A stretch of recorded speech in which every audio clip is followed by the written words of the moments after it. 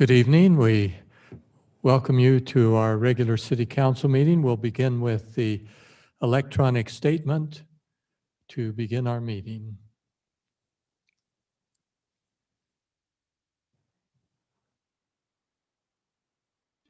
Pursuant to Utah Code, West Valley City has determined that this meeting will be held electronically without an anchor location given the ongoing novel coronavirus COVID-19 pandemic. West Valley City has determined the pandemic presents a substantial risk to the health and safety of those who may be present at an anchor location. This meeting will be held electronically. Members of the press and public are invited to view this meeting live on YouTube at www.youtube.com/user/WVCTV. To participate in the public comment period or scheduled public hearings, please visit www.wvc-ut.gov/public comment or contact the city recorder. All right, thank you. Let's see, I'm just looking at the list of people. And so we have two excused, is that correct? Councilman Hyun and Councilman Fitisimanu. Yeah, 1, 2, 3, 4, and the other 5 are here, okay. I'm on a different electronic device, so I'm getting used to a new format and information here. So we do welcome everyone to this, our meeting. It's being held electronically. Council members are at various locations, but participating via electronic media. So with that, we have the next item on our agenda. We have an ongoing series of Inside the City videos, and we'll have that now.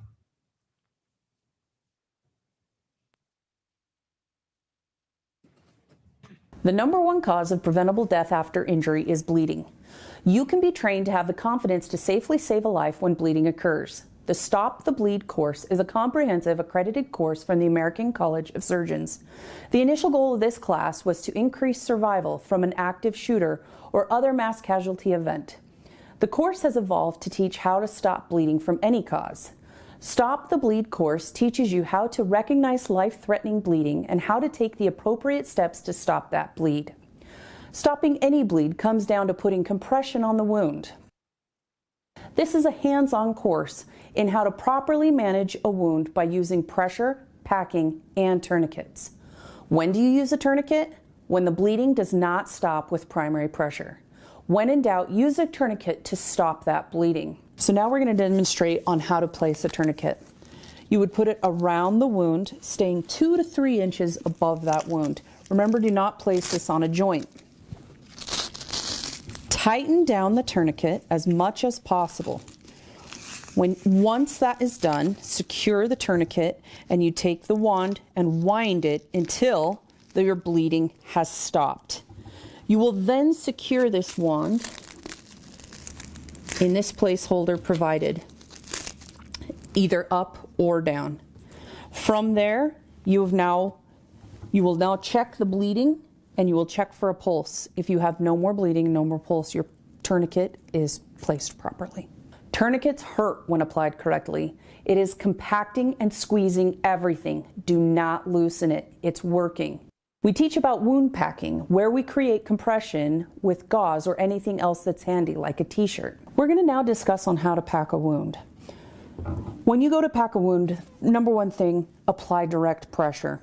When you do that, make sure that you're not using too much to apply that direct pressure. Use as little as possible. If you're noticing you're still bleeding through, you can go ahead and use that same material to go ahead and pack that wound.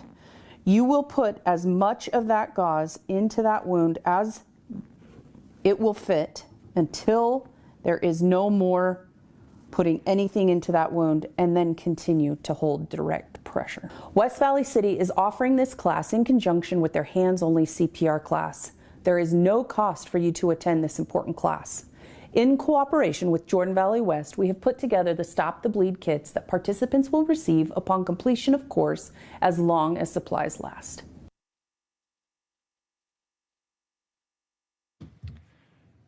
Very timely information and very good information. We appreciate all that our staff do and the training they provide and the help in our community. It's great.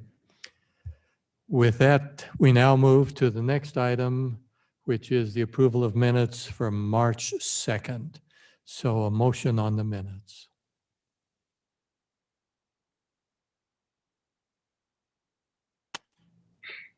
Move for approval of March 2nd minutes. Second. Properly before us, hearing no further comments, then without objection, the minutes will stand approved. And hearing no objection, that vote will be recorded as unanimous.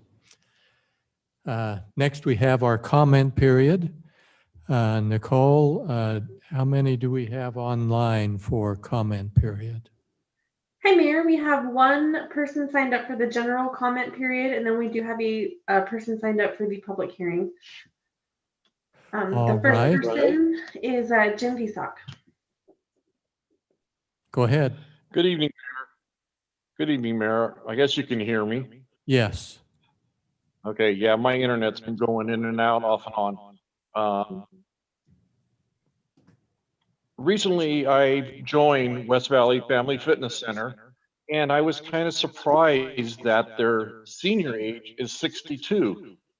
After hearing all the talk about the housing the last few weeks and the federal things, and one of your competition facilities is 55, I just presumed it was going to be 55, but it's 62 there, and I just thought it was kind of strange.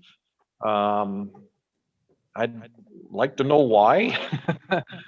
That's all I have this evening. Stay safe, stay strong. Thank you very much. And that was the only individual for our regular public comment.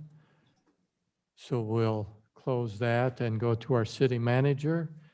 Any comments, Mr. Pyle? No comments tonight, Mayor. Thanks. Any from the council? All right. Then we will go to our next item on our agenda, which is a public hearing.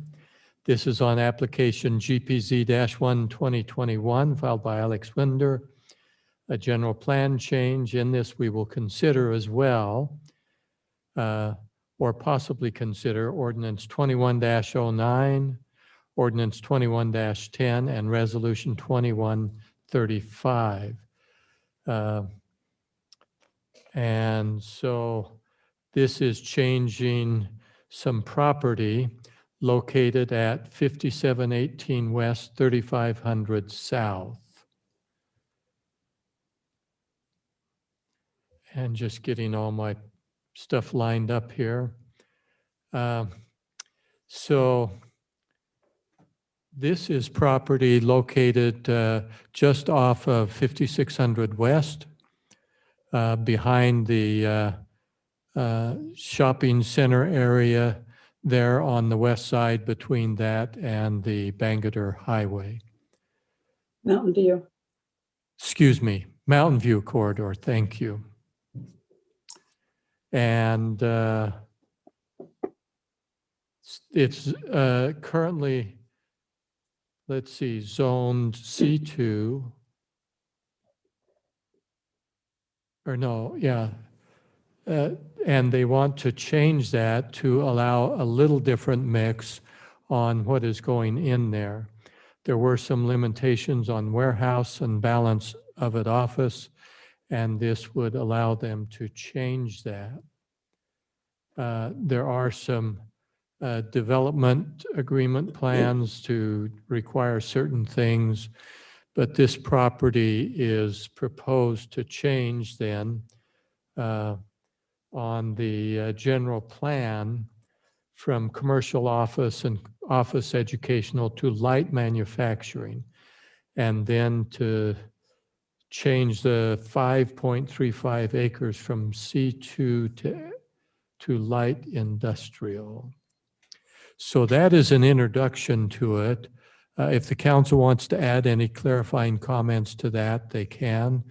If after that, then we will go to public comment.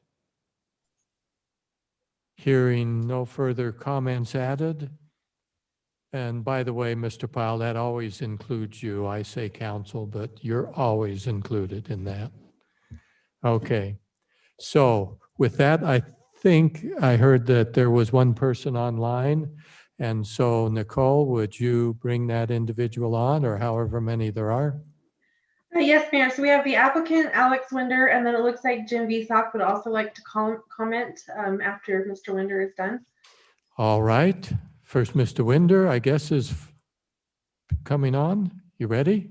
Yeah, I'm ready. I just wanted to log in just to answer any questions you guys had, if you had any. Well, I can certainly check with the council and see if there are any questions. No one's raising their hand or waving or anything, so there's no questions. Do you have any final comments, Mr. Winder? It's your time. I think my only comment would be just, I mean, I'm sure you guys are familiar with the property. It's sandwiched in between the old Kmart and Mountain View corridor. And so it was just hard to find a good use back there. And we feel like there's a huge need for an office warehouse complex, especially like the smaller 2,000 to 5,000 square foot units. There's not a lot of those out there for small businesses. Most of them are 5,000 plus or under 1,000. So I think we're kind of going to hit a market that is needed.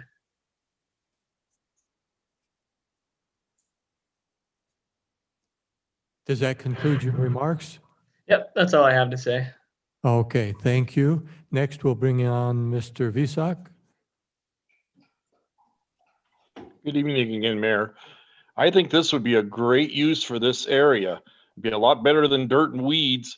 And like the applicant said, it's well needed in the city. Hopefully you guys vote for it. That's all I have. All right.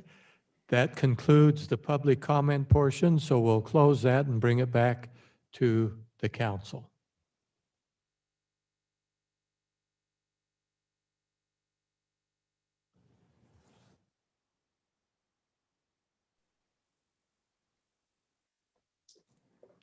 I would move for approval of ordinance 21-09. Is there a second? Second. Properly before us? Okay, are there any further comments?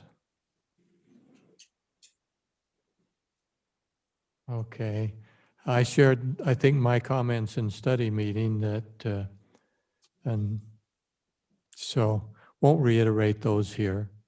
So with that, then we will turn to our city recorder for the vote. Councilwoman Lang, Yes. Councilman Bueller, Aye. Councilman Christensen, Yes. Councilman Nordfelt, Yes. and Mayor Bigelow. No, Motion passes by majority. that's correct. Thank you. Still in the council's possession for any action.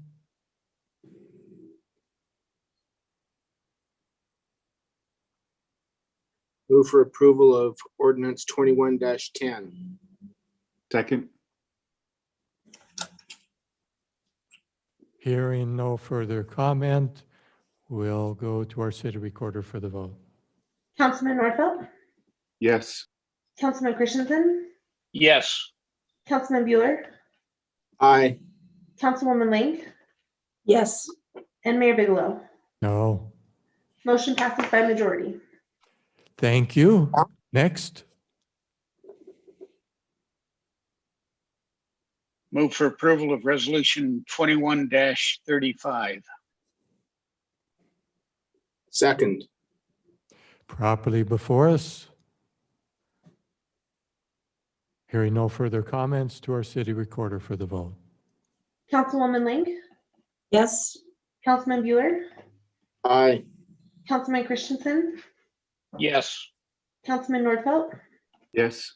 and Mayor Bigelow. Aye. Motion passes unanimously. And the aye, of course, once we change it, there's not much sense in voting no. That takes care of all of our business on our agenda. We do not have a need for a closed session. So unless the council have any further comments, we are done. Motion to adjourn. Motion to adjourn is proper. With that, without objection, we will stand adjourned. And hearing no objection, that vote is unanimous. Thank you all for coming tonight. Appreciate your work and effort. And for those who participated in our meeting tonight, stay healthy and stay safe. Thanks. Thanks.